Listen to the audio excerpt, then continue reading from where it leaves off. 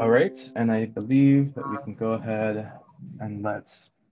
everyone in. So we're going to go ahead and get started now in 5, 4, 3, 2, 1.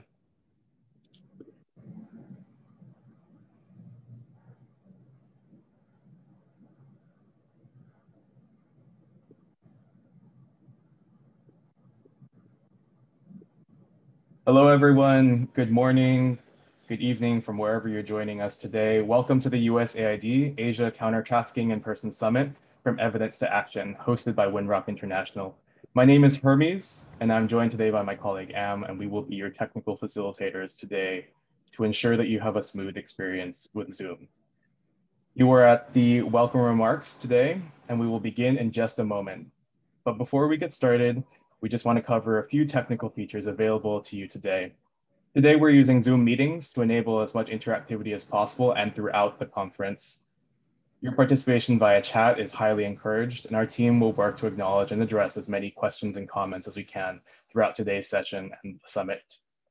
To help us acknowledge you and your questions and inputs, please rename yourself to your name and organization by clicking the participants button at the bottom of your Zoom window, hovering your mouse over your name, clicking more, and then clicking rename. This meeting will be recorded, and please also keep your camera off unless you are invited to speak in order to help everyone have a smooth connection today. Please remember to continue the conversation in the conference community on MS Teams and spark further conversations on social media using the hashtags Windrock, E2A, and Evidence2Action.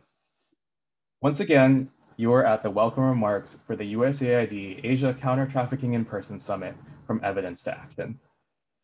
We're now ready to get started, so I'm going to go ahead and hand over the floor to Sarah Piazzano, Chief of Party for the USAID Asia Counter-Trafficking in Persons program at Windrock International. Sarah, the floor is yours. Good morning from Bangkok, and welcome to the Evidence2Action Summit, organized by the USAID Asia Counter-Trafficking in Persons project. We are so pleased that you are all here to participate in this event and hope to hear from each and every one of you. Participants from across the counter-trafficking in persons sector will be joining 70 speakers for 20 sessions over 3 days. The goal of this event is first to share research findings and methods to contribute to the evidence to guide designing, implementation, and evaluation of counter-trafficking persons programs. We are also eager to dig into the following questions. How can our research findings be applied to day-to-day response of civil society to improve the lives of survivors of trafficking in persons? How can our research findings be applied to day-to-day response of civil society? And what are the barriers for research uptake in civil society, private sector, and government agencies? And how can we overcome these obstacles? We're going to have speakers from 15 different countries and a wide variety of backgrounds that will discuss, debate, and sometimes disagree. And we are hoping to learn more about recent research and new methodologies in the trafficking in persons sector. We want to have good discussions and we want to identify challenges and solutions in this field. Many sessions will have simultaneous translation in Thai, Khmer, Bangla, Nepali, and other languages. All panels will be recorded and shared in the different languages for further outreach later on. This summit also includes a grant competition. We are going to award a maximum of 50,000 for 3 research grants that will be discussed during this meeting. So please start to connect, to develop ideas, to prepare concept notes to compete, to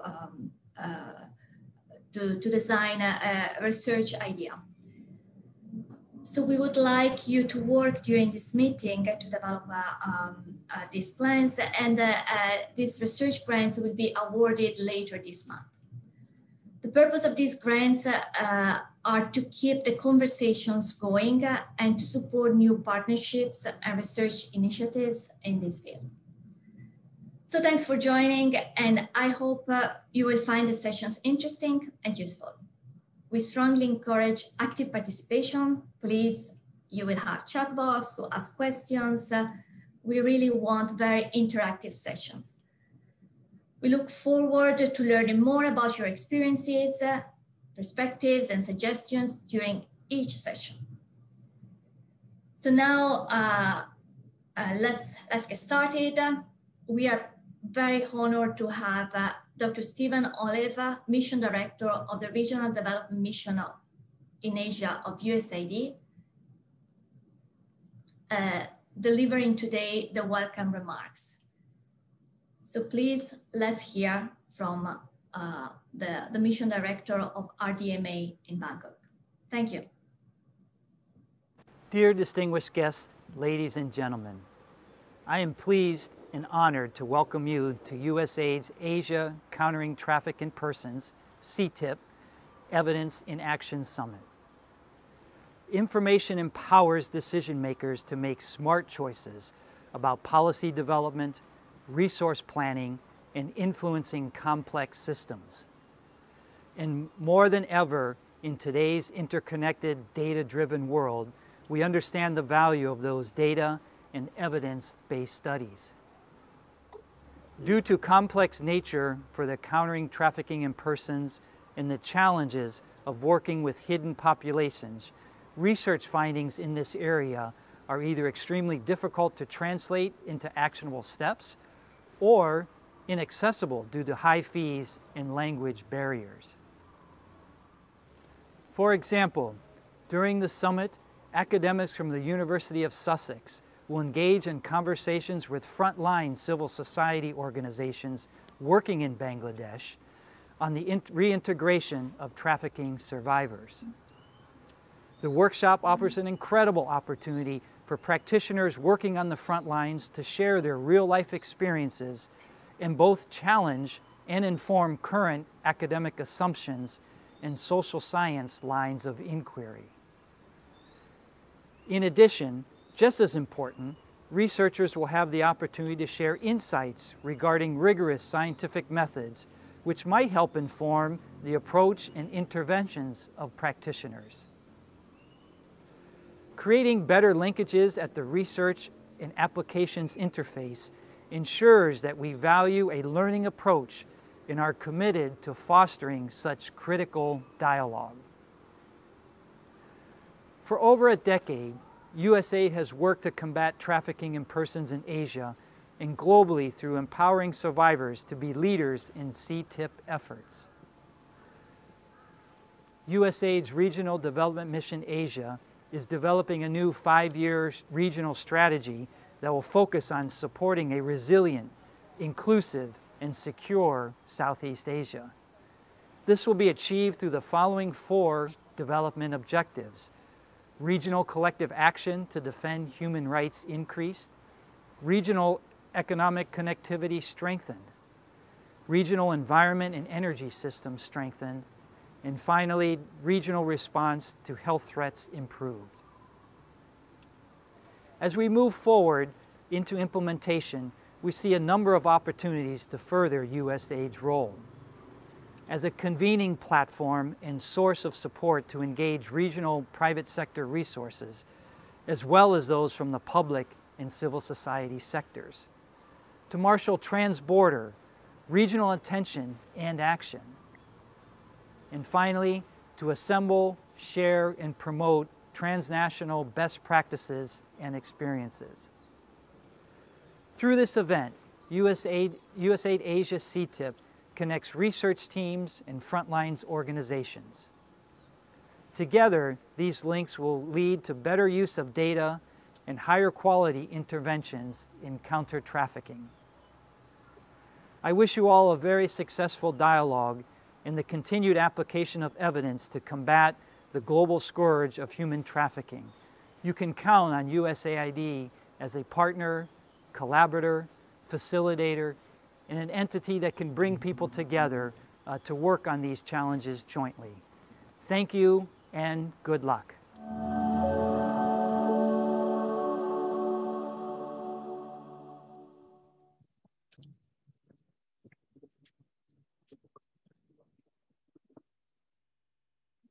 Thank you, everyone.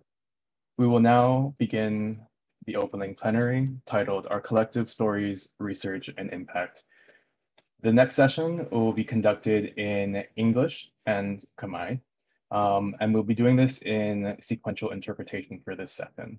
For other sessions that will be conducted in English throughout the summit, we will provide simultaneous interpretation. But today we will be doing the first session here in sequential interpretation. So thank you for your patience and helping to make this an inclusive event for everyone. So we will be transitioning immediately to our opening plenary session titled Our Collective Stories, Research, and Impact, featuring Moni Lim from Ad Hoc and Genevieve Taft-Vasquez from the Coca-Cola Company. For those of you just joining us, my name is Hermes and I'm joined here by my colleague Am. We are serving as your technical facilitators today to ensure that you have a smooth experience with Zoom. Your participation via chat is highly encouraged, and our team will work to acknowledge and address as many comments and questions as we can. To help us acknowledge you and your questions and inputs, please rename yourself to your name and organization by clicking on the participants button at the bottom of your Zoom window, hovering your mouse over your name, and then clicking more, and then selecting rename. This meeting will be recorded, and please keep your camera off unless you are invited to speak in order to help everyone have a smooth connection today. Continue the conversation in the conference community on MS Teams and spark further conversations on social media using the hashtags WinRockE2A and hashtag Evidence2Action. Once again, you are at the session titled Our Collective Stories, Research, and Impact. We are now ready to begin the session, and I will hand the floor to Michelle Towson, Monitoring, Learning, and Evaluation Manager for the USAID Asia Counter-Trafficking in Persons Program at Winrock International.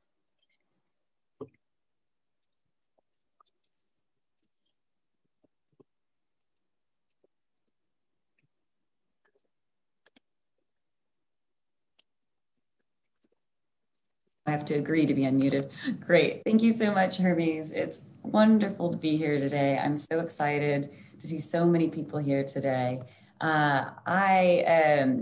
this summit is all about evidence, and it's all about voices. It's all about knowing and understanding that knowledge and evidence and research is not just for researchers by researchers. It's necessary for everybody, and everybody generates knowledge and evidence every single day of their lives. So it's about having a wider conversation. And in that, in the spirit of that, I am here with Moni Lim, who works for Ad Hoc in Cambodia. And I met Moni in Cambodia when I went to do some virtual storytelling research. And much like all of her colleagues, she is an incredible person with an incredible story. And I wanted to give everybody the opportunity to hear Moni's story, and I wanted to give Moni the opportunity to tell it. So it's an honor to be with Moni Lim. So Moni, welcome and good morning. Thank you. Okay, thank you. Good morning.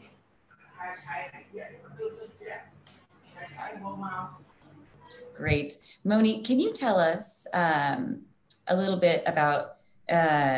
tell us who you are and where you're from and what it is that you do.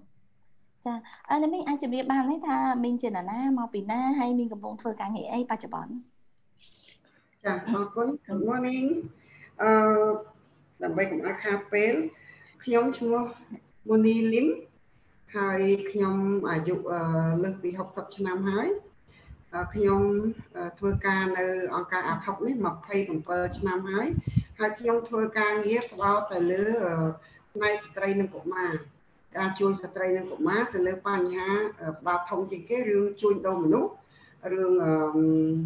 ជួញដូរកម្លាំងពលកម្មរឿងការប្រើអំពើហិង្សា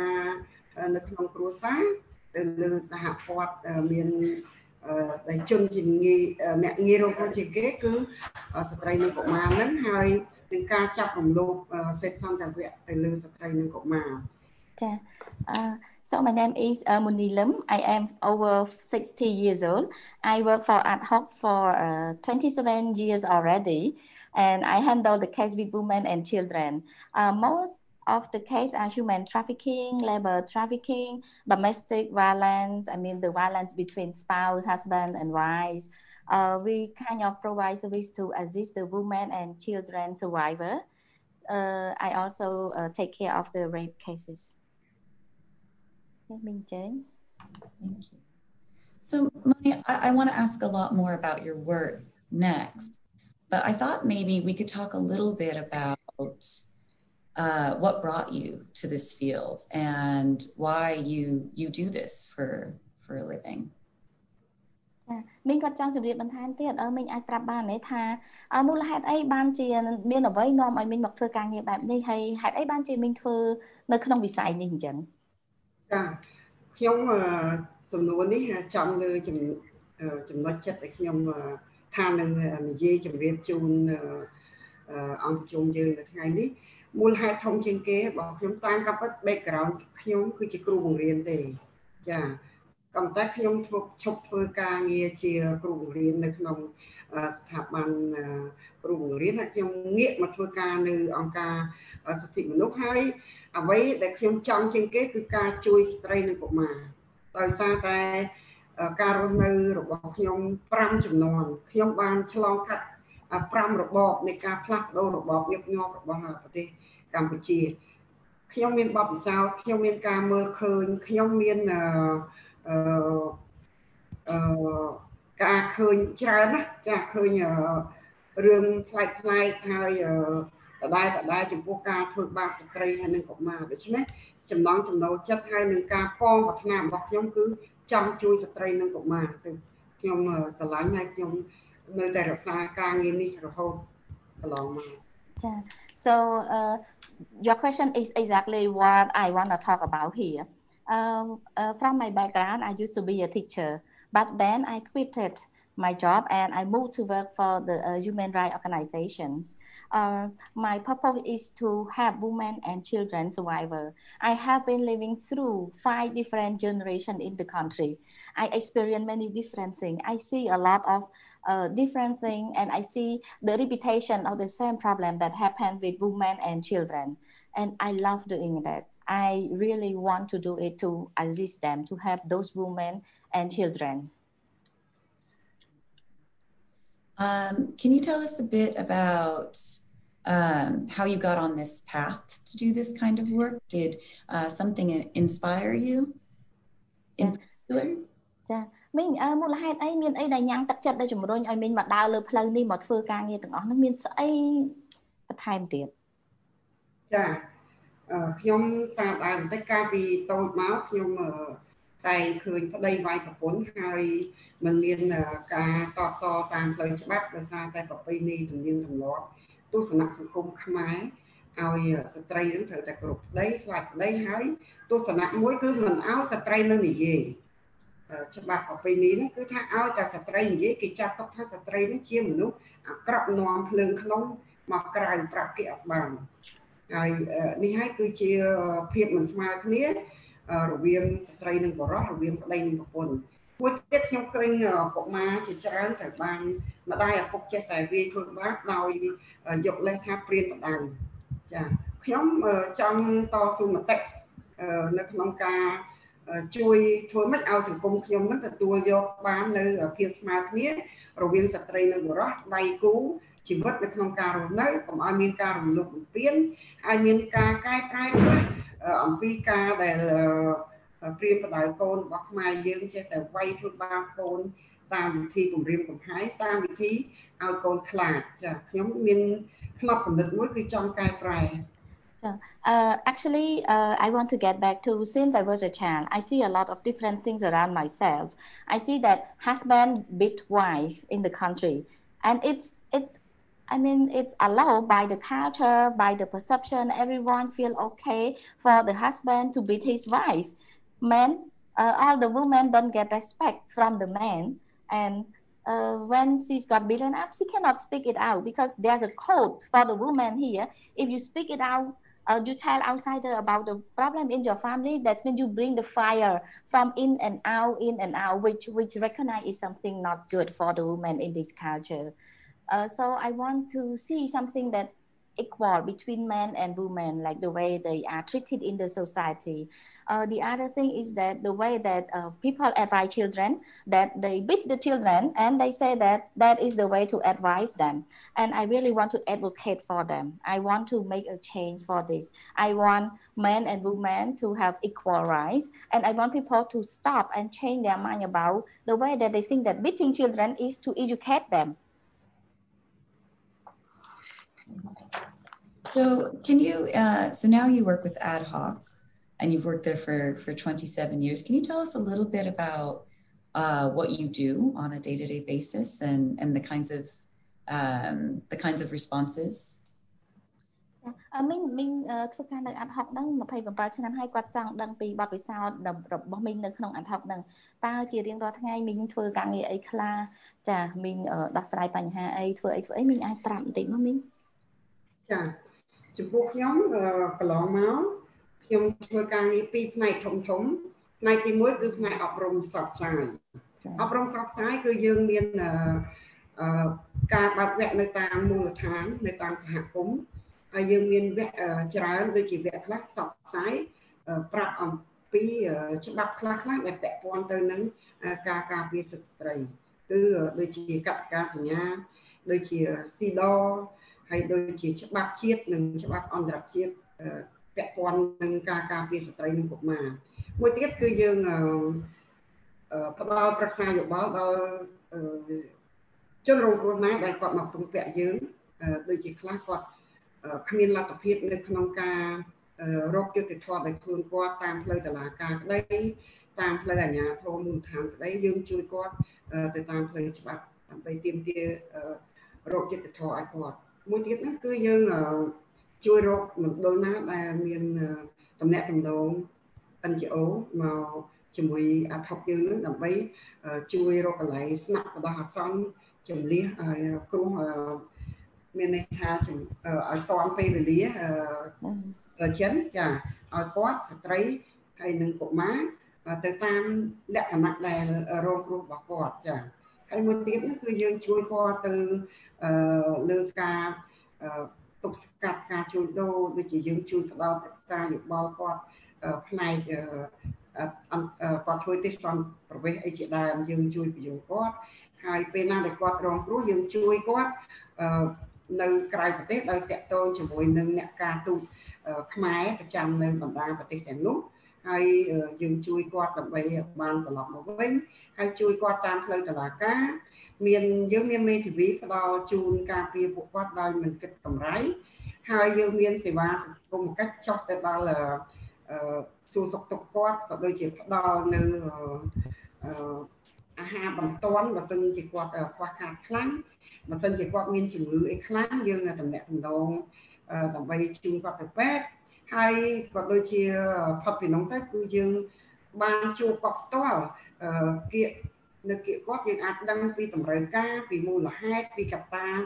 ផ្សេងដែលធ្វើឲ្យគាត់ធ្លាក់ខ្លួនរងគ្រោះហើយយើងមាន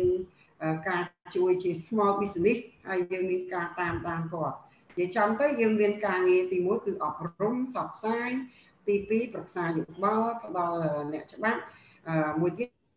គឺយើងមានការចុះស៊ើបអង្កេតចំពោះករណី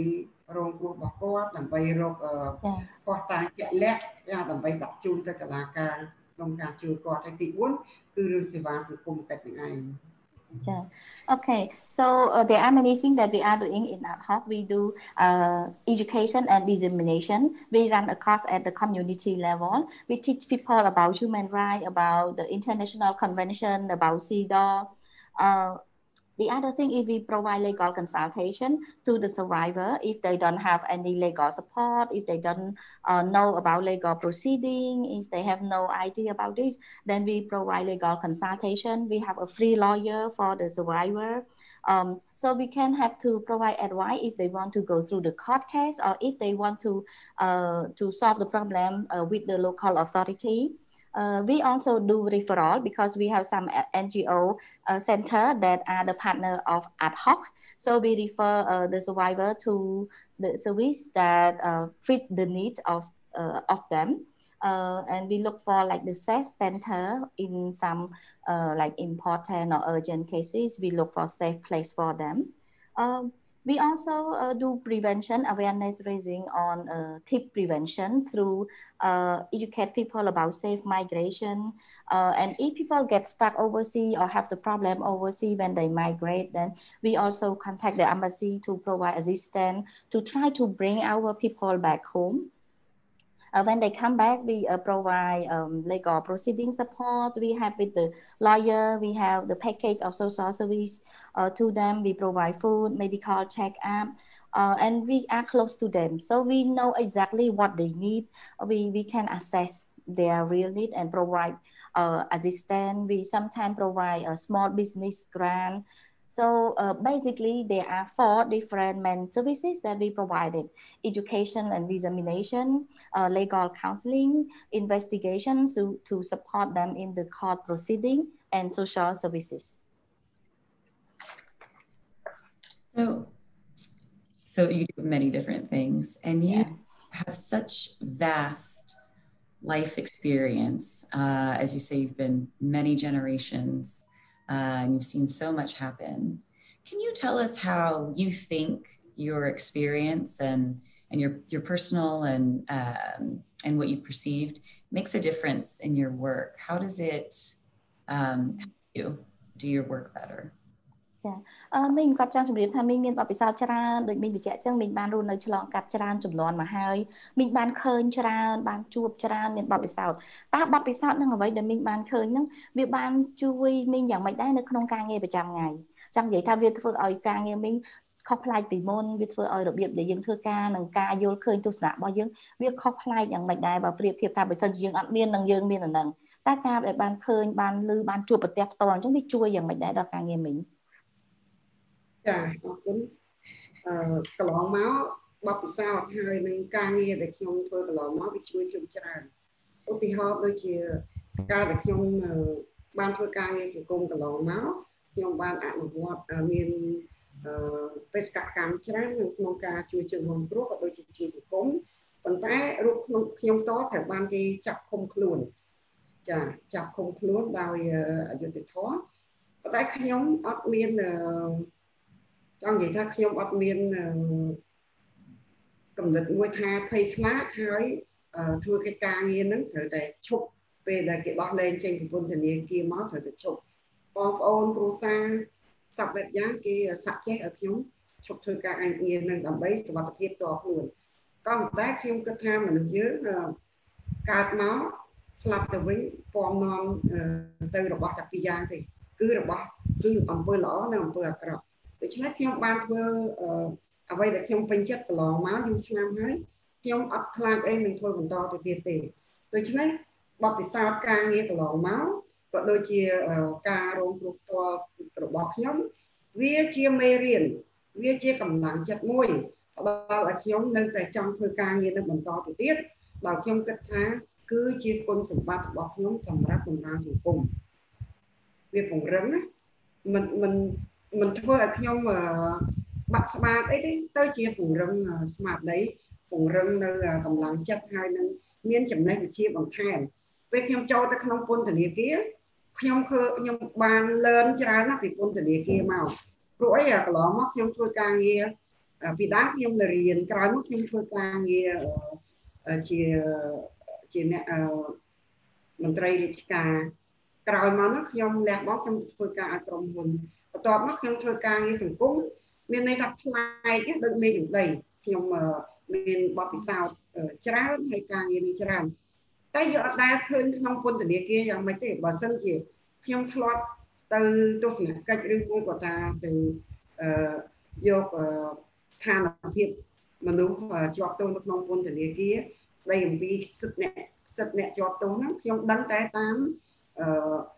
អាជ្ញាធរអ្នកគ្រប់គ្រងអ្នកទោសគេឲ្យមកហើយនឹងការសាកសួរជនជាប់ទោសខ្លះ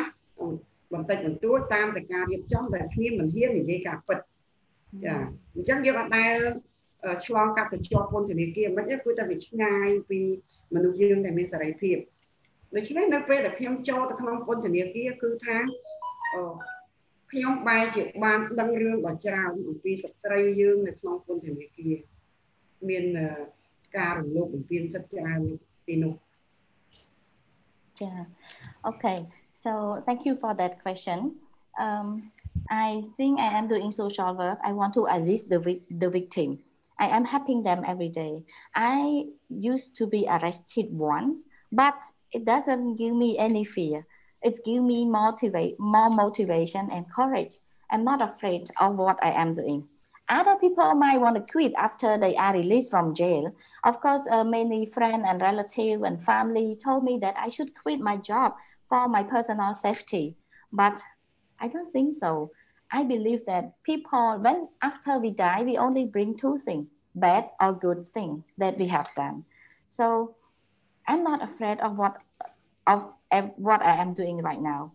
It's very clear for me. It gives me more strength, more motivation. It makes me stronger. It doesn't give me fear, but it even makes me more stronger. It inspires me. It motivates me. And it gives me a lot of knowledge from what I have been doing every day. I learned a lot from the time that I have been in the prison. In my life, I used to be a student. I used to be the government officer, and then I worked for the company. And later on, I came to work in social work. It's so different. In the past, maybe I heard about the life of people in the prison. I get some information about their life from the prison officer, from local authority. I hear what they said when they are told to say it. But when I get into the prison myself, I learn different things. It's totally different. I can see the real life in there. It's so different from what they have been setting up. I learned a lot about human rights. I find out about different forms of abuse that happen on those people in the prison, abuse on the women, on children. So it's totally a different experience. And this give me more motivation. It make me stronger. I learn, I experience it. I see it's so different. One more thing, please. មិនតែប៉ុណ្ណោះនៅក្នុងវិគារយៈពេលជា1ឆ្នាំខ្ញុំសប្បាយចិត្តដែលខ្ញុំបានធ្វើការងារនៅក្នុងពន្ធនាគារនោះដ៏ច្រើនលើកលុបខ្ញុំបានជួយអ្នកនៅក្នុងពន្ធនាគារនោះបានច្រើនណាស់ដូចជាការដែលជួយពួកគាត់ដើម្បីតំណែងនៅក្នុងការព្យាបាលចាជួយតស៊ូមតិចំពោះមន្ត្រីពន្ធនាគាររកយុត្តិធម៌ឲ្យជនមួយចំនួនដែលគេធ្វើបាបហើយជួយផ្ដល់យោបល់ជូនអ្នកទោសមួយចំនួនដែលគាត់មិនយល់អំពីច្បាប់ថាគាត់ត្រូវតែរកអីគាត់ត្រូវតែធ្វើអីហើយគាត់ត្រូវតែតស៊ូមតិចំពោះមុខតុលាការរបៀបម៉េចតែកន្លងមកគាត់បានមិនបានចេះមិនបានដឹងហើយនៅក្នុងនោះខ្ញុំក៏បានជួយនាំពួកគាត់ទៅបណ្ណាល័យក្នុងការអានសៀវភៅហើយនៅត្រឡប់មកក្នុងបន្ទប់ខ្ញុំបានជួយបង្រៀនពួកគាត់ជាអក្សរខ្មែរជាអង់គ្លេសខ្លះពួកខ្ញុំចេះអង់គ្លេសតិចដែរហើយមួយទៀតគឺខ្ញុំបង្រៀនគាត់ដាំស្លធ្វើម្ហូបហើយមួយទៀតខ្ញុំបង្រៀនខ្លាំងជាងគេគឺសិលធម៌នៅក្នុងការរស់នៅតាំងពីកាយវិការការនិយាយស្ដីនិងការកសាងគំនិតក្នុងនាមជាមនុស្សល្អអ្វីដែលខ្ញុំសប្បាយជាងគេទៀតនោះគឺខ្ញុំបានបំបត្តិនៅអំពើអបាយមុខ2យ៉ាងនៅក្នុងបន្ទប់ខ្ញុំក្នុងរយៈពេល1ឆ្នាំគឺអ្នកលេងល្បែងសន្ធោសន្ធៅខ្លាំងនៅក្នុងបន្ទប់ពន្ធនាគារហើយនឹងអ្នកជក់បារី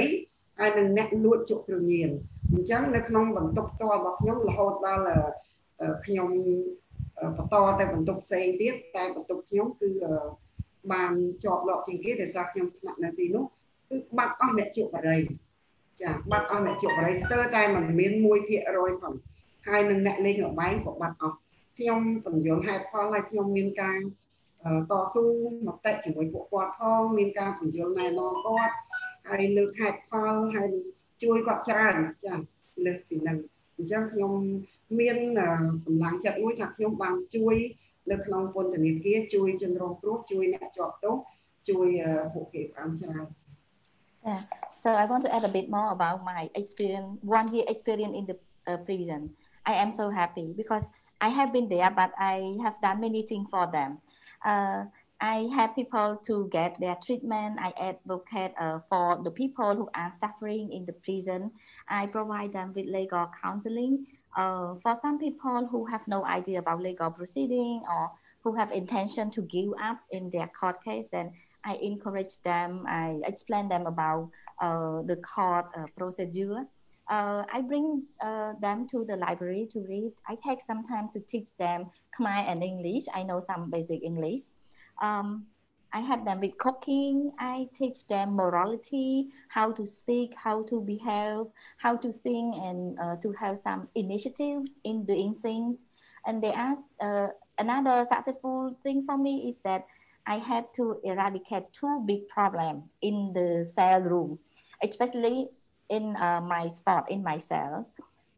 They did a lot of gambling, smoking, and even using drugs. So since I've been there, I explain to them, I advocate for them, I advise them, I bring the reason, I kind of step by step work with them. And finally, what I have achieved is that in my room, nobody do gambling anymore, no more smoking, and it spread to the other room next door. I was not there regularly, but it decreased as well. It's affected as well. So I think I help them a lot. I educate for them. I work with them, and that's make them understand and listen to me. I am happy because I was able to help those people, those helpless people in the prison to make change. មួយទៀតខ្ញុំសូមអភ័យទោសអ្វីដែលខ្ញុំសប្បាយចិត្តមួយទៀតគឺនៅពេលដែលខ្ញុំចិត្តចេញមកហ្នឹងខ្ញុំបានធ្វើអំពើល្អមួយទៀតគឺខ្ញុំតស៊ូមតិជួយរកមូលនិធិនៅក្នុងការកែប្រែបន្ទប់ហើយនឹងការធ្វើបង្គន់បត់ជើងដែលវាមានភាពកក្រិចហើយចាស់ក្រឹតត្រោមខ្លាំងហើយនឹងការតខ្សែភ្លើងពួកឯងមានទុសេខ្សែភ្លើងអញ្ចឹងយើងលើកហេតុផលជំរាបខាងមន្ទីរពន្ធនាគារហ្នឹងអំពីការទុសេខ្សែភ្លើងចាក់សោចិត្តវាអាចស្លាប់មនុស្សច្រើនទី1ទី2គឺមានដង្កូវមានសត្វចេញពីតាមរុនបសអីមកខ្ញុំហើយមានអ្នកដែលមានលុយគឺនៅផ្នែកខាងលើហើយមានកន្លែងគេងគួសមអ្នកដែលគ្នាអត់លុយគ្នាដែលពិបាកគេងដង្កូវសត្វអីចូលហើយកជើងលើគ្នានិយាយចំដោយការអ្នកស្លាប់នឹងកោះពេញអញ្ចឹងខ្ញុំបានតស៊ូមតិនិងបានជួយរកមូលនិធិដើម្បីធ្វើបន្ទប់ហ្នឹងឲ្យគេងស្មើគ្នាដាក់ការ៉ូស្អាតលែងមានសត្វល្អិតហើយនឹងកែបង្គន់ស្ដារលូស្លាអីឲ្យស្អាតបានរហូតដល់ពេលដែលខ្ញុំចេញមកគឺបាន4បន្ទប់ហើយចា៎ I think the other thing that I have achieved from the time being there, I have to advocate for the room improvement for the people who stay there. So the room, there was like the room at higher floor for the rich people, and the poor people would sleep on the floor or sleep on top of each other on the floor. There were worms coming from the wall, from the wood, and they have to sleep around that. And the toilet was disgusting, and the wire, the electricity wire connection was terrible. Sometimes it makes small fire, and I advocate and mobilize until we get some funding from the prison to fix those things, because it's very dangerous. People could be locked up and the electricity wire have problem, and it could kill people. So I think we were able to get to advocate to get some funding to fix the room. The toilet, they change the floor so everyone can sleep on the nice floor equal to each other right now. No more worm, and better toilet, better electricity wire in the room. So I think 4 rooms have been fixed already by the time I left. So that's something we achieved. I think that's really amazing, Moni, that you are able to use your skills in any setting with any person who may need your help. And that's just an absolutely fantastic skill. I did want to bring this back just a bit, even though I feel, because we're short on time, although we could talk all day for sure. So the theme of the conference is research, particularly in counter-trafficking or labor rights, human rights. But what I really would love to know is how you think that research could be better used in trafficking or counter-trafficking, and you've started to do some research as well with us, how that's been useful for you, or if it's been useful for you, maybe not. Long question, sorry. ចាមីងគាត់ចង់និយាយថាវាជាការល្អដែលមីងមានជំនាញហើយអាចប្រើប្រាស់ជំនាញហ្នឹងនៅក្នុងគ្រប់ស្ថានភាពគ្រប់កលៈទេសៈជាមួយមនុស្សគ្រប់គ្នាអ្នកណាដែលត្រូវការជំនួយរបស់មីងប៉ុន្តែដោយសារពេលវេលាអញ្ចឹងសូមតទៅសំណួរបន្ទាប់ដោយសារថាប្រធានបទរបស់យើងចង់និយាយពីការ research មីងណាហើយនឹងសិទ្ធិមនុស្សនឹងការប្រើប្រាស់ research ការស្រាវជ្រាវហ្នឹងដើម្បីជួយក្នុងការប្រយុទ្ធប្រឆាំងការជួញដូរអញ្ចឹងមីងបានចូលរួមក្នុងការធ្វើ research ជាមួយក្រុមការងារគាត់កន្លងមកហើយគិតថាប្រហែលជាមានប្រយោជន៍សម្រាប់មីងខ្លះហើយក៏ពួកគាត់ក៏បានរៀនសូត្រច្រើនអញ្ចឹងមីងអាចផ្ដល់មតិយោបល់បានទេថាតកតងនឹងការស្រាវជ្រាវ research ដែលមានហើយនឹងវាបានផ្ដល់អីខ្លះដល់មីងចាយើងប្រើប្រាស់ research ហ្នឹងយ៉ាងម៉េចជួយដល់ការប្រឆាំងការជួញដូរហ្នឹងចាអរគុណកន្លងមកដែលថ្មីនេះខ្ញុំបានទទួលគម្រោងមួយរបស់ផ្នែកខ្ញុំនឹងរបស់វិនិយោគកម្មរយៈវិនិយោគហ្នឹងធ្វើការ research អំពីសមាហរណកម្មប្រកបទៅដោយជោគជ័យមានន័យថាអតិថិជនជាជនរងគ្រោះដែលគាត់ទទួលរងគ្រោះដោយសារអំពើជួញដូរពីដល់ក្រៅប្រទេសហើយយើងជួយគាត់បានមកប្រទេសកម្ពុជាយើងហើយយើងក៏ជួយបន្តទៀតផ្នែកច្បាប់និងផ្នែកអាជីវកម្មខ្នាតតូចក៏ដូចជាផ្នែក mental របស់គាត់ចាខ្ញុំចំពោះខ្ញុំផ្ទាល់ខ្ញុំធ្វើកិច្ចការងារនឹងផ្ទាល់ហើយចុះទៅជួបគាត់ដោយមិនតក់កុហកទេយើងធ្វើការងារគៀកជាមួយគាត់ខ្លាំងមែនទែននៅក្នុងការ research ហ្នឹងមានន័យថាបានជួយយើងច្រើននៅក្នុងនាមយើងជាអ្នកធ្វើការងារសង្គមចាជួយយើងច្រើនទៅលើតែកាលណាដែលយើងចូលគៀកជាមួយគាត់យើងបានដឹងអំពីតម្រូវការជាក់ស្ដែងរបស់គាត់អំពីមូលហេតុជាក់ស្ដែងពិតប្រាកដរបស់គាត់មិនមានមិនដូចថាមិនស្បោណាមិនប្រយោជន៍ទេយើងដឹងថាហេតុអីបានជាគាត់ធ្លាក់ខ្លួនទៅក្នុងការជួញដូរហើយហេតុអីគាត់ដឹងថាគាត់នឹងមានជំងឺអីជំងឺផ្លូវចិត្តជំងឺផ្លូវកាយផ្នែកយើងដឹងថាវាសុទ្ធតែផ្នែកជីវភាពហើយខ្លាំងអញ្ចឹងសរុបមកមានន័យថាអាការដែលធ្វើ research នេះហាក់ដូចជាយើងបានដាក់ថ្នាំត្រូវនឹងជំងឺចាបើគាត់ឈឺអីគឺយើងដាក់ថ្នាំទៅត្រូវតែម្ដងហេតុអីបានថាត្រូវនៅពេលដែលយើងធ្វើ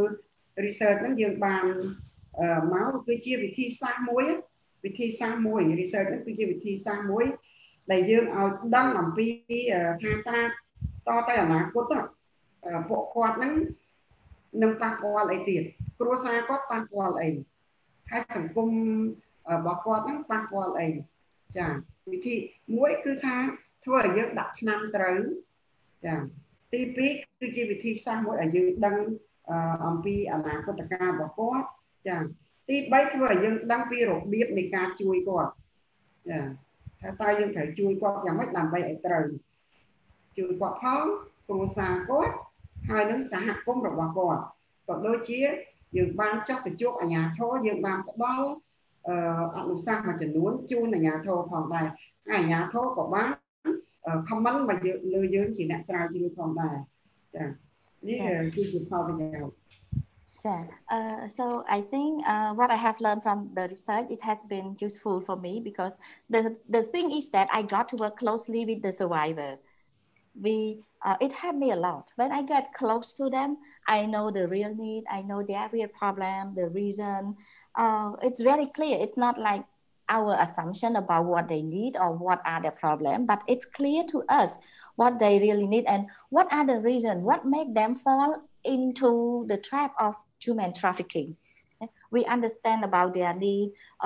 their physical, emotional, mental disease, their need. Research is like a medicine. It's like it helps us to provide the right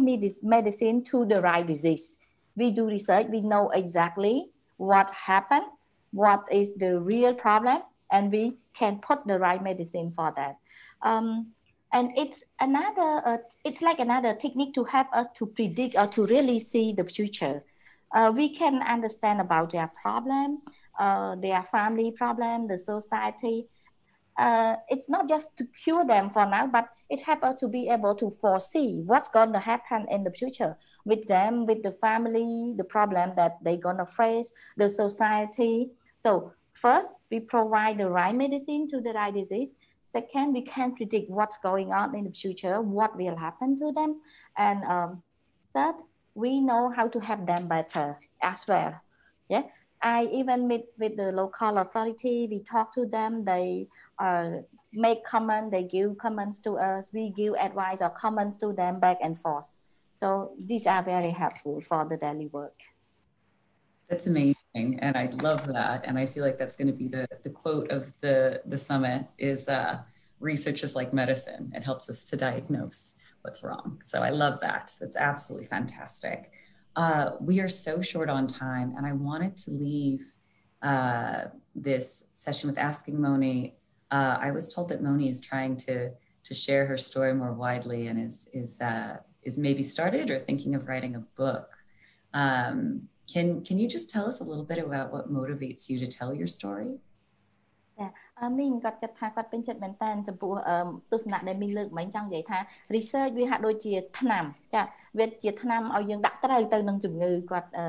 មានការពេញចិត្តចំពោះទស្សនៈហ្នឹងគាត់ចង់សួរមីងបន្ថែមទៀតតើមីងមានការចាប់អារម្មណ៍ក្នុងការចង់សរសេរជាសៀវភៅឬក៏មានបំណងឬមហិច្ឆតាចង់ថាឲ្យមានជាអីសម្រាប់ផ្សព្វផ្សាយឬប្រាប់គេអំពីរឿងរបស់យើងជាសៀវភៅឬជាអីអញ្ចឹងមានគិតអញ្ចឹងដែរមីង តាំងពីខ្ញុំនៅក្នុងពន្ធនាគារខ្ញុំបានណូតលើអ្វីដែលខ្ញុំបានជួបប្រទះហើយខ្ញុំបានត្រៀមមកហើយគ្រាន់តែថានៅក្នុងបរិបទសង្គមកម្ពុជាសពថ្ងៃខ្ញុំមិនអាចយកទៅបោះពុម្ពឬក៏តផ្សព្វផ្សាយបានប៉ុន្តែខ្ញុំត្រៀមមកហើយ So actually the time that I was in prison I already had my notebook I wrote down many things I was well prepared for it for the book but the problem is that right now in this context, it seems like I'm not able to write it, to like disseminate or broadcast it yet. But everything is ready. ដោយសារខ្ញុំមិនមែនជាអ្នកជំនាញខាងនិពន្ធខ្ញុំប្រហែលជាត្រូវពឹងអ្នកដទៃដូចជាខាងបរទេសដូចជាអ្នកណាក៏ដោយ Michelle ក៏ដោយខ្ញុំប្រហែលជាអាចត្រូវការពឹងនៅក្នុងការជួយនៅក្នុងការធ្វើសៀវភៅរបស់ខ្ញុំតាមការពិតចំណងរបស់ខ្ញុំនោះខ្ញុំចង់ធ្វើតែពីការងារទេចាពីបំណងហើយនឹងពីការចង់កែប្រែអ្វីដែលថាវាលេចធ្លោនៅក្នុងសង្គមខ្ញុំនោះណាខ្ញុំចង់តែប៉ុណ្្នឹងទេក៏ប៉ុន្តែហេតុអីបានខ្ញុំសរសេរប្រវត្តិខ្ញុំខ្លះដោយសង្ខេបទេដោយសារតែប្រវត្តិខ្ញុំនោះវាមានពាក់ព័ន្ធទៅនឹងបញ្ហាសង្គមច្រើនទើបខ្ញុំមកសរសេរខ្លះតាមការពិតខ្ញុំមិនចង់យករឿងខ្លួនឯងហ្នឹងយកមកបង្ហាញដូចជាប្រឡោមលោកដូចជាអីអត់ទេប៉ុន្តែដោយសារតែរឿងខ្ញុំហ្នឹងគឺវាពាក់ព័ន្ធទៅនឹងបញ្ហាទៅនឹងបរិបទសង្គមរបស់ខ្ញុំហ្នឹង5ចំនួនហ្នឹងគឺវាមានការដូរខ្លះហើយនឹងវាពាក់ព័ន្ធទៅនឹងការធ្វើបាបមនុស្សជាទូទៅចាទៅខ្ញុំបញ្ចូលប្រវត្តិតែខ្ញុំអត់ដាក់ច្រើនទេប្រវត្តិខ្ញុំដាក់ខ្លះគោល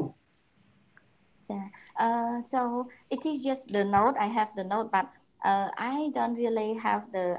expert in literary or literature. So I might need someone expertise in this to help me to write that book. It can be Michelle or someone else who are the expert in this. My real intention is to help the society, to make change in the society. But I think my background is very connected to the experience, to the problem, to what I've seen, what I've been through. It's very connected into how to change the society. So actually, I don't want to give a lot of information about my personal background, but it's more about how is it connected to what I have been doing to change the society. I have been through 5 different generations already. I witnessed the people getting hurt. I witnessed the change that happened. So it was to have this in the book. Well, you know, we do have to close now, but I did want to, it's a grant competition associated with this summit. And maybe there's a researcher that I'd like to pair with to help tell stories. I think that would be a fantastic submission. I'd be very biased towards that. But I will go ahead to, or well, actually, if you let me know that, and then I'll close up. ចាគាត់ថាយើងដល់ម៉ោងហើយតែមីងទៅពេលជូនមីងប្រចាំបន្តិចទៅមីងតើមានអីជាចុងក្រោយចាចុងក្រោយខ្ញុំអរគុណចំពោះ Michelle ចំពោះ Lamas ចំពោះ Sarah ចំពោះ Sophia ទាំងអស់ដែលបានជួយខ្ញុំឲ្យមានកម្មវិធីនេះឡើងហើយខ្ញុំបានបញ្ចេញនៅអ្វីដែលខ្ញុំចង់និយាយចាអរគុណទាំងអស់គ្នាហើយសង្ឃឹមថាយើងនឹងបានធ្វើការងារបន្តទៀតចាអរគុណ So last thing, just thanks to Michelle, to Hamis, to Sarah, and to Sophia, that all of you try to make me to have to speak what I want to say. I just have to thanks to everyone that gave me the chance. Oh, I'm so happy that you've been able to be here. I'm really, really excited. I hate to close the session because I am just loving hearing from Moni. But we do have to. So Moni, thank you so much. And we'll do a little transition over to, you know, as we say, this summit is all about evidence. It's all about knowledge. And, you know, encounter trafficking is such a complex issue. So many people need to take part and share their research and learn from others. So another piece of the puzzle, of this huge puzzle, is the private sector. So I'm going to turn it over to our next speakers, which will be led by Chris Moore and Genevieve Taft-Vasquez from the Coca-Cola Company. So thanks very much. Thanks, Chris. Go ahead. Thank you. Good morning and good evening to everyone, depending on where you're sitting today as you dial in.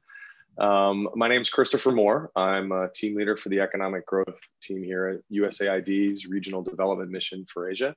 I also specialize in private sector engagement for our team here.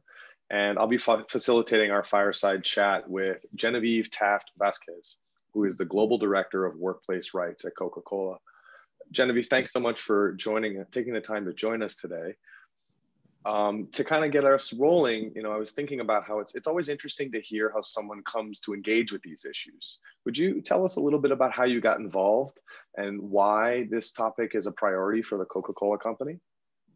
Yeah, sure. Thank you guys so much for having me. Hopefully you can hear me and see me okay. I've huddled up next to a wall in hopes that my children don't come by screaming. But I am looking forward to sharing a little bit about our work and certainly have already learned a lot listening to the last session. It seems like you guys have a great agenda planned for the next few days. So I have been with the Coca-Cola Company for about 10 years now, always focused on the area of responsible sourcing. But prior to working with Coke, I have looked at supply chains from a wide range of perspectives. So I have worked at a fair trade cooperative in South America. I have worked with a multi-stakeholder advocacy organization trying to keep companies accountable for their work based in Washington, D.C. I've worked in the apparel sector at a large company and now in the food and beverage sector. So, but always, my interest has always been on how we can try to bring the private sector to do good in terms of economic development. And in terms of the Coca-Cola Company, many of you probably know the company for the red cans of Coke, but you may not know that the company has been around for about 130 years. The company operates in over 200 countries and territories. And the brands that it spans hundreds of brands, whether it is coffee, tea, dairy, water, so it goes beyond probably just that sparkling beverage. And last year, our foundation just hit our $1 billion giving mark, which was an exciting milestone as well. And I mention these because I think that they inform a shift that I have seen over the 10 years that I've been at the company, of really starting to recognize that as a company, we're only as successful as the communities where we operate and we do business. And if we want to be around for another 130 years, that it is critical that we recognize the sustainability of supply chains and the people in our supply chains as well. And so I think it is, this topic has been something that is reflected increasingly in our positioning and the way that we do our work. And it even more so in the fact that last year we updated our corporate vision to from refresh the world to refresh the world, make a difference. And I think it's so meaningful that the company, you know, specifically called out wanting to make a positive impact on people and the planet. And given the pandemic and social justice movements, I think it is all the more important that companies do take a stance and kind of say, what does it mean to be a good corporate citizen these days? And the topic of, in particular, around forced labor and human trafficking has gained a lot of traction. Probably, you know, I'm sure everybody here knows even better than me this topic. And with the corporate sector and the private sector in particular, I think that I've seen a real shift over the last few years of recognizing that shifting away from just saying, hey, this is something that's happening far away from what my operations are, to recognizing that if it is anywhere in your supply chain, that you have a responsibility to stand up and do something about it. And if the ILO is saying that, you know, half of the 25 million people that are estimated to be in a forced labor situation may be working in industries that will eventually go into a supply chain, it is all the more reason why companies need to stand up. And I think Coca-Cola has certainly started to do that and use our voice in this way. Great. Thanks so much for that background, Genevieve. It's so important to put things into context. Now that we've got that background and seeing, of course, that our audience is focused on the CTIP Evidence Summit, let's dig a little bit into the research that you've seen.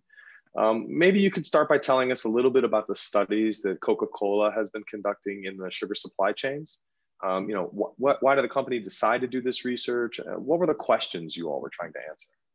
Yeah. So as part of, you know, like many big companies, we have a human rights program that we do ongoing due diligence across our supply chain. And as part of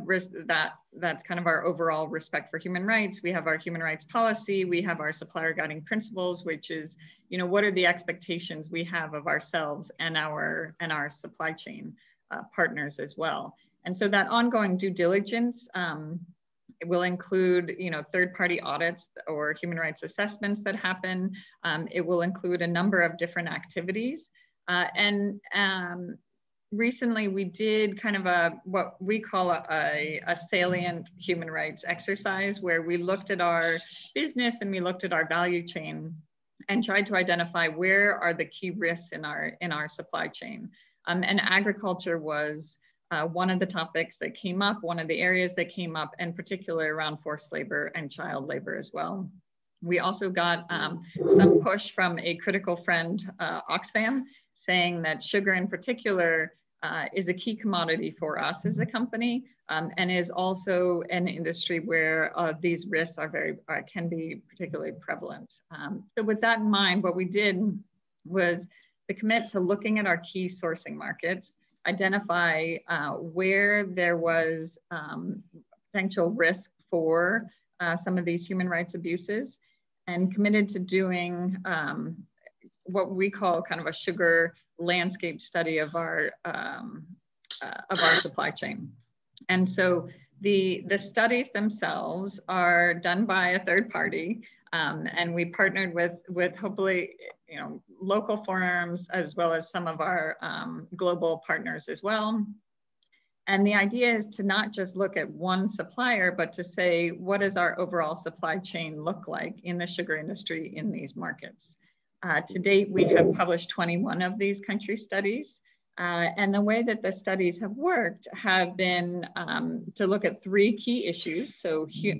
forced labor, child labor, and land rights were the key issues that we're looking at. There are a number of issues that we could have looked at, but those were the ones that we felt that we wanted to go deeper on.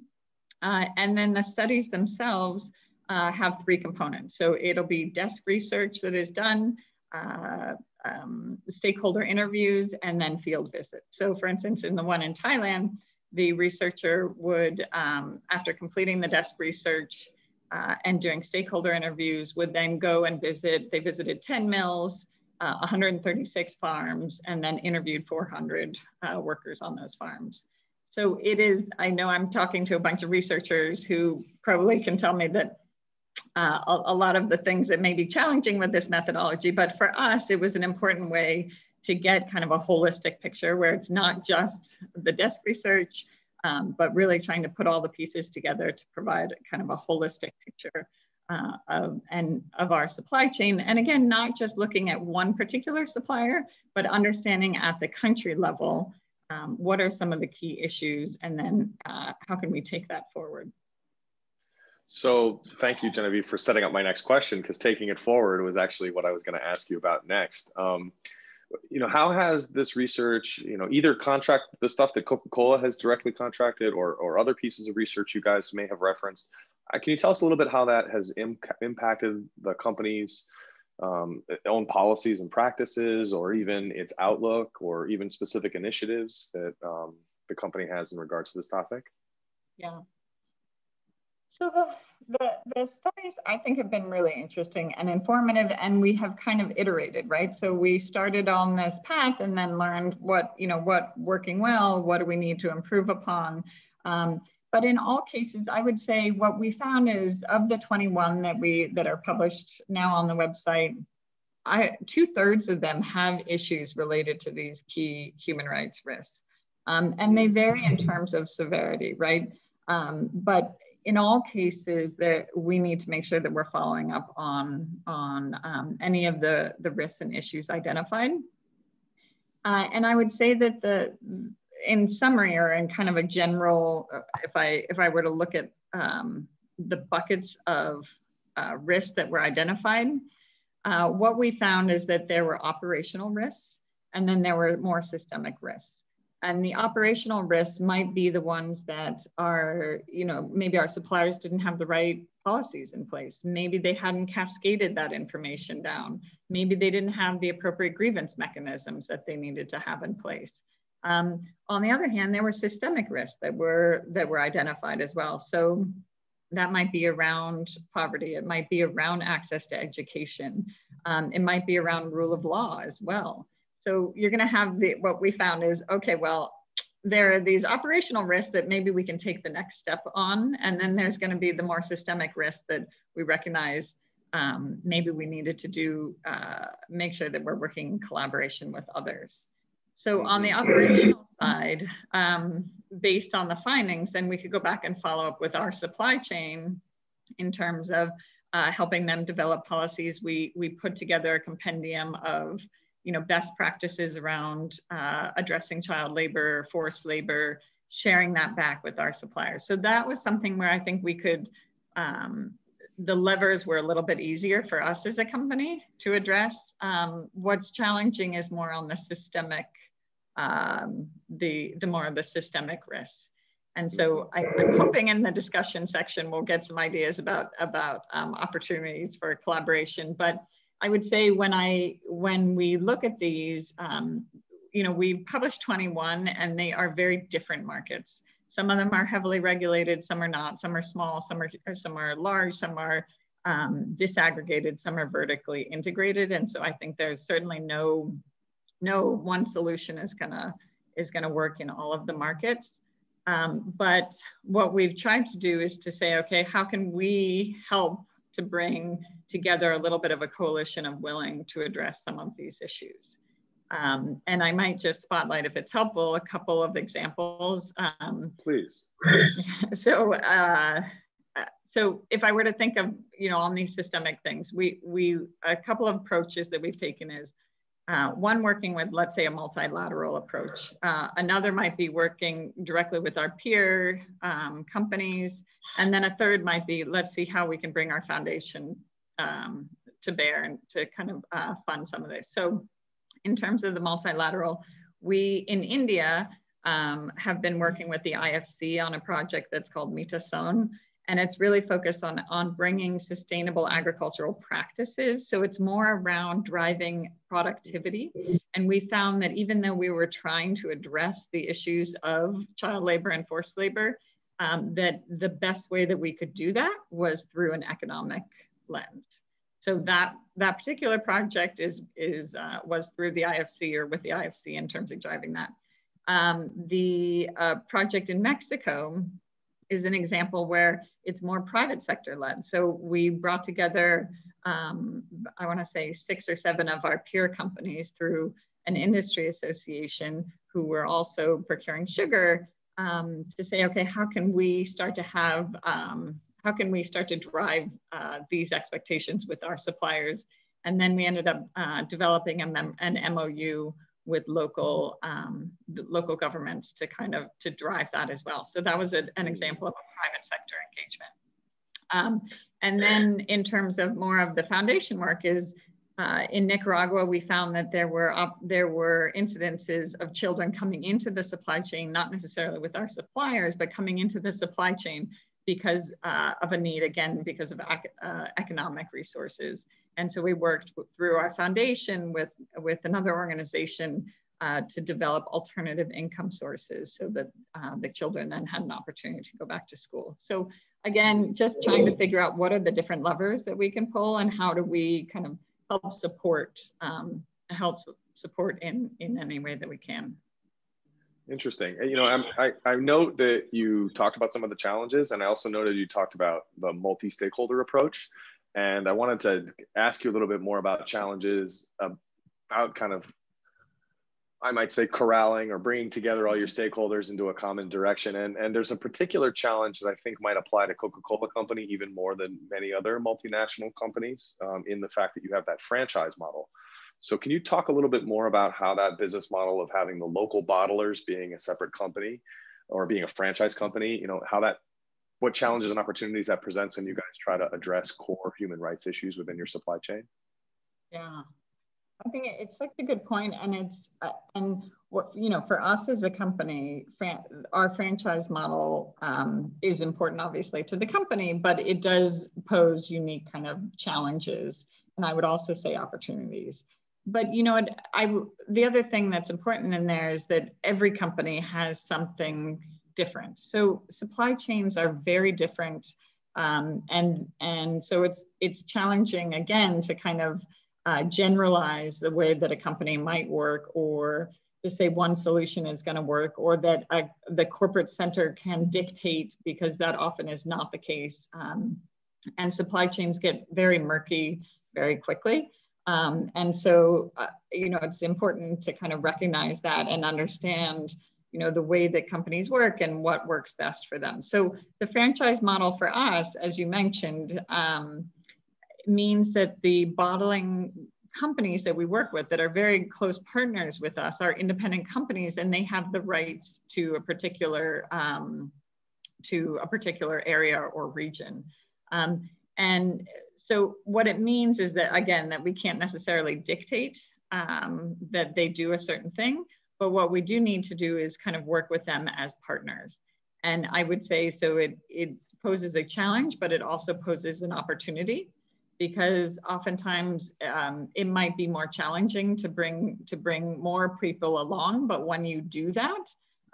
it creates an opportunity that they then understand why we're doing it, that they can then be advocates themselves, that they can then bring their suppliers that we may not necessarily have contact with into the fold, that they can cascade these requirements down. So certainly causes challenges in terms of leverage and implementation, but then it also, I think, creates even more opportunity if you're able to like unlock those, that relationship. And I would say that's true also with companies that you might merge with, joint ventures, or acquire, is that if you can do the legwork to get them on board and understand why, you know, respect for human rights is so important and so fundamental to the way that we do business, I think that actually ends up carrying us further. I really appreciate you using I know we're getting close to a time here, so I'm gonna kind of skip a little bit to the end here. I really appreciate you using the image of unlocking some of these relationships, because it does seem like initially, there can be some objections or concerns when you try to bring in new stakeholders, and that door is locked. And not every key will fit the lock, and you need to kind of tailor your approach to get past that objection or that concern. Can you tell us a little bit about the kinds of objections or concerns that you've encountered? To what extent, how you've seen skeptics be converted into allies? How did you see that unfold? Were there pivotal moments? What's something we can take away as an audience to better understand that sort of magic moment? It's a magic moment, but many moments. Many moments, yeah. I am maybe because of my background coming from, working in different parts of the supply chain, I am a big advocate for the need for collaboration across sectors and across CSOs and private sector as well. And one of the things that I've seen our own company, Coca-Cola, as well as other companies recognize is that not knowing is not the right answer. And just because somebody criticizes you doesn't mean that you shouldn't listen to them. And actually having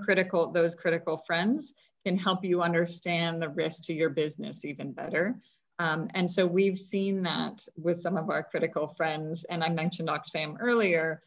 who brought issues that we may not have been aware of and brought them to the fore and helped us understand what are some opportunities to investigate them and understand them better and then take action against them. And so, as part of these studies, we would consult with our with certain NGOs about, who are the stakeholders that we should be talking to, and how to kind of help them bridge that conversation as well. Because sometimes if you're a large company and you call up an advocacy organization, they don't always necessarily want to talk to you, right? And so it's helpful to have those friends who can bridge that divide for you. And so I just go back to this idea that sometimes it has been hard for companies to hear that, and probably also hard for NGOs to hear this as well. But I think it's so critical to have that kind of constructive, critical conversation on an ongoing basis. Thank you for that. One of the things I was thinking that we might want to leave our audience with, as we round out our conversation and leave plenty of time for questions and answers, because we do have some more time in the session. I was thinking about pragmatic advice. So much, obviously so many people here know how to conduct research and know the legal ins and outs and the social ins and outs of the dynamics of human trafficking and some of these human rights violations, but taking that knowledge and applying it in a way that moves the needle on the issue, that wins hearts and minds, that results in actions that impact vulnerable people and change the way things are done. What type of advice would you offer us, thinking about how external stakeholders, whether they're companies or NGOs, but that are committed to advancing human rights, how can they better utilize research? How can they actually use research as a tool to more effectively facilitate the improvements and policies and practices that many people hope to see in private industry?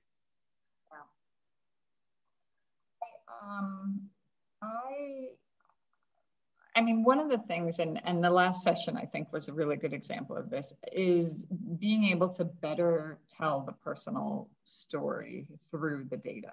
So sometimes we get stuck, sometimes we get stuck on the data itself and not necessarily the stories that they're telling or the impact or how that can influence the impact that we're looking to develop. So I think that the more that we can work across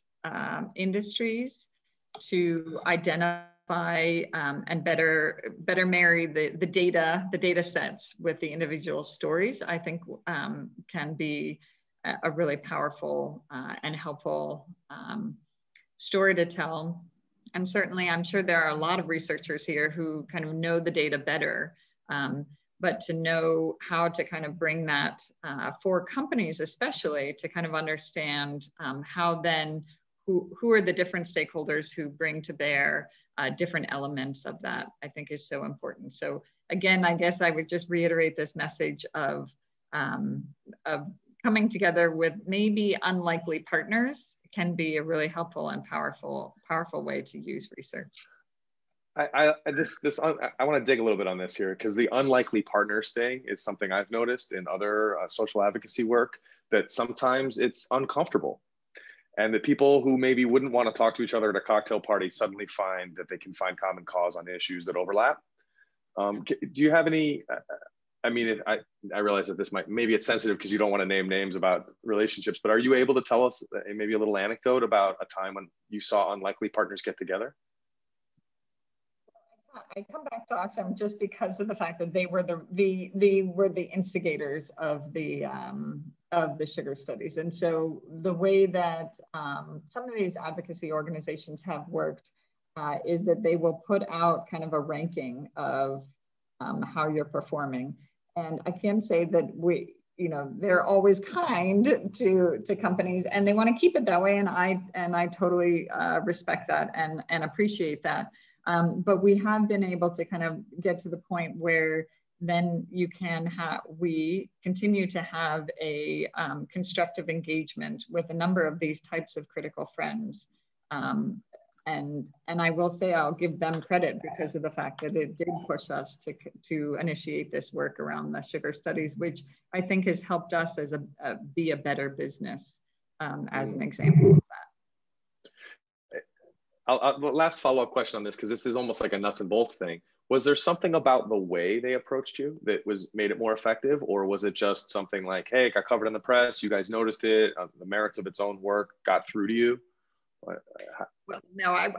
would say usually that's more of the gotcha thing. So I'm not sure that I would say that that's always the best entree into having the conversation. But what I appreciate about forums like this, I'll say, or an agency like USAID or a group like Winrock, is to kind of facilitate those conversations and bring together that kind of dialogue. I think that that's actually more effective, but it is helpful. Sometimes you get in a room where everybody agrees with each other, right? Or we're all from the same sector, and so we're not necessarily thinking outside of our own boxes. And that's why I think forums like this and other forums where you're bringing together people from such different backgrounds can be really helpful. Thanks, Genevieve. Thanks for indulging my my probing questions. Thanks for being so forthcoming about, as we sometimes say, the real talk of how this actually all plays out. Our session facilitators have started to queue up some questions in the chat. So I'm just going to start pulling to them now in order of their arrival. And I'll verbally ask the facilitators, if there are questions from earlier in the chat that I'm not going to see right now, would you kindly copy and paste them into the chat so I have something of a cue here? So turning to the first question from Britta, they ask, what safeguards has Coca-Cola put in place to prevent things like hiring hitman to stop union leaders in its subsidiaries? I think I could maybe generalize that question to talk about how does Coca-Cola manage the risk of acts that are not directed from Atlanta, but rather are directed by affiliates. So as I mentioned at the beginning, so we, like many other companies, have certain policies. Ours are called our human rights policy and our supplier guiding principles. And these set out kind of our vision of what's expected of us as a company, what's expected of our bottling partners, and what's expected of our suppliers as well. And so in that certainly is, prohibits any sort of threats or violence. It also protects freedom of association. So that's on the policy side. On the implementation side, it's nice to have policies, but you need to make sure that you're verifying against that. And so that's where our third-party audits come in. On an annual basis, we conduct about 2,500 of these third-party assessments. And to date, I think our Q3 numbers for this year is that we've achieved 92% compliance or adherence against those policies. So again, it's important to, trust but verify, right? You want to create the partnerships, but you also want to make sure that we're actually doing what we say we should be doing. And that's an important piece of it. And then I would say also is the stakeholder engagement. So freedom of association, and maybe the audience member is kind of recognizing some of the challenges that the company has had in the past, which I think is really fair. And part of what we have done over the last decade is to try to develop constructive relationships at a global level with some of the trade unions, as well as obviously at the local level as well, so that we can have that constructive dialogue on an ongoing basis, and at the corporate level, as well as at any particular site level. Mm-hmm. That this idea of a constructive relationship, the critical friends. This is a theme of the next question here, where they ask about how to persuade companies to be more welcoming of critical friends. They're talking about that their liability and bottom line issues, and so I would take the editor's liberty of saying, tell us a little bit more about. We talked a moment about how critical friends can be effective, like you gave the Oxfam example. 2 or 3 tips maybe for someone who doesn't have the weight of an Oxfam to get attention by writing an email or reaching out. How would some of these smaller organizations think about engaging constructively with a company like Coca-Cola when there might be cost implications for the findings that they're bringing to the table? Yeah. And I think the question is so important because what they're alluding to, and I think I heard you mention the liability factor as well, is, on the one hand, there's a desire and an increasing amount of regulation that is focused on company supply chains and transparency and disclosure, which I think is really important. Sometimes the challenge with that is the liability factor that goes with that. And many of those on the line probably are familiar, I'm in the US with the fact that customs can stop anything at the border that they suspect may be produced with forced labor. So you have, on the one hand, you have a push for greater transparency. On the other hand, you have challenges around liability, things getting stopped at the border, things like that. And so it is a balancing act. But I think what we have found is that it is better to be transparent and to have those hard conversations over the long term than trying to avoid it and not, putting your head in the sand isn't actually a smart tactic over the long term. Right. The next question here it's sort of similar. It talks about it addresses building trust. How organizations can help build trust, and I think that I've heard elements of this answer already in what you've been saying today. But before I skip the question, I'll at least offer you: are there any other elements about trust building in particular that you would want to call out, or do you feel like you've addressed that in your previous comments? You mean trust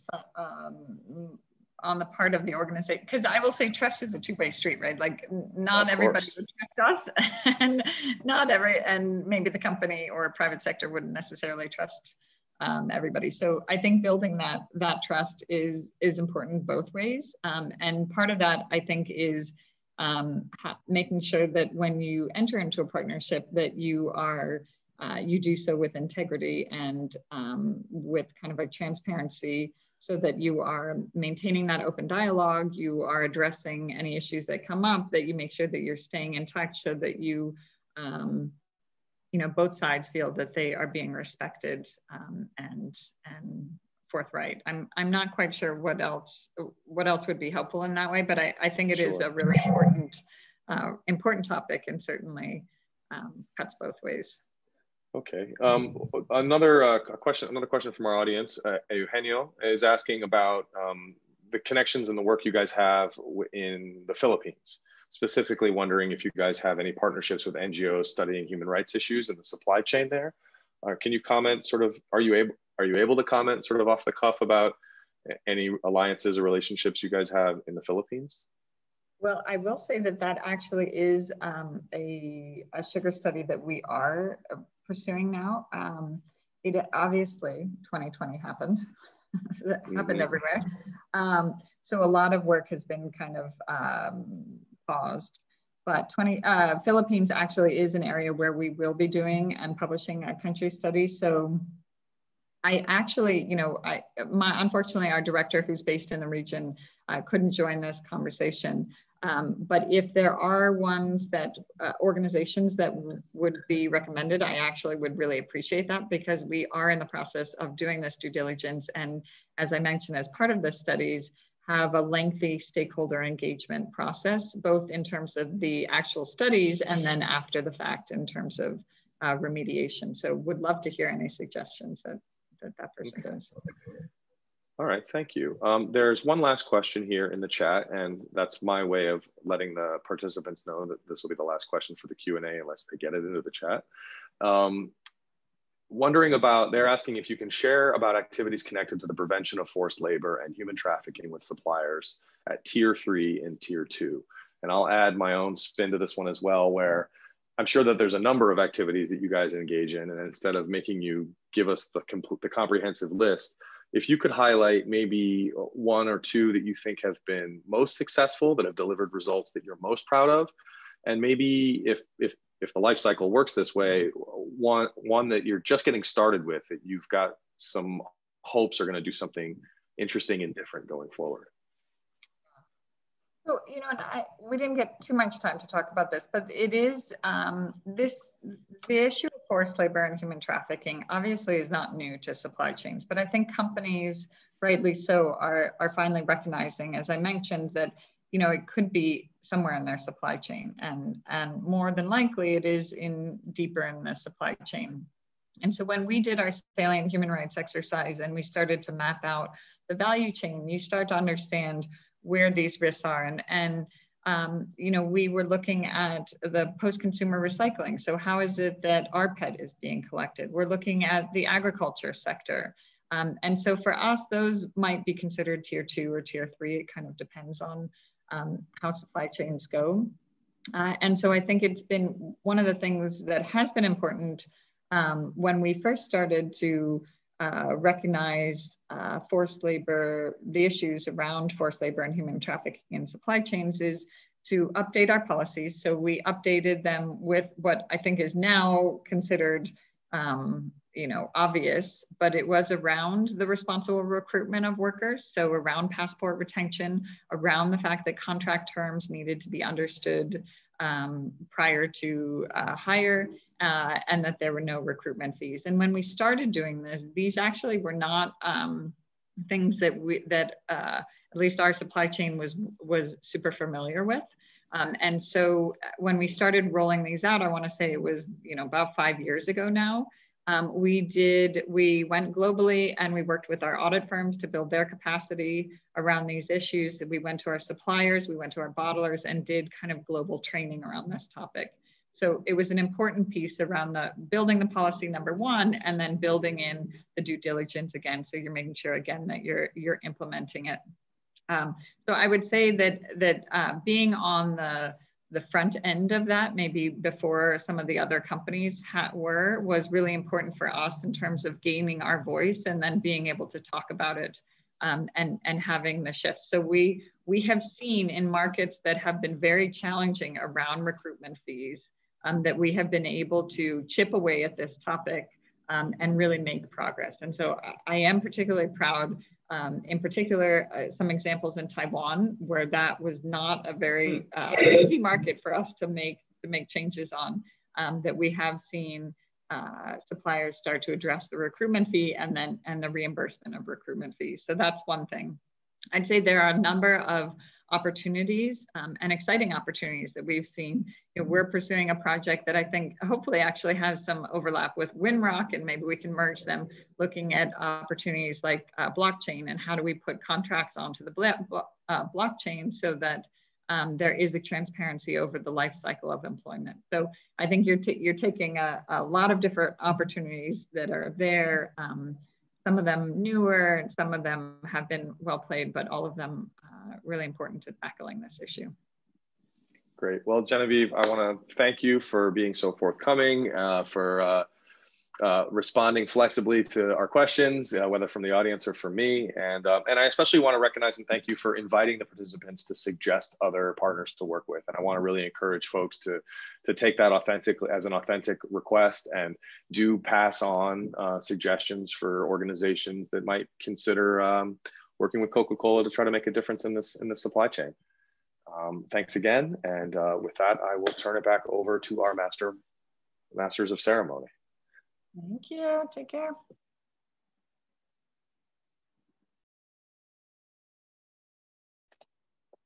Thank you so much, everyone, for attending the opening plenary session. We will now have a networking break until 10:45 a.m. Bangkok time. Please do take this time for yourself to do what you need to do to stay happy, energized, and well. And do join us on the conference community on Microsoft Teams to continue the conversation. Please do stay connected if you are going to be joining us for the next session titled Perspectives on Seafood Slavery. We'll see you here in just a few moments.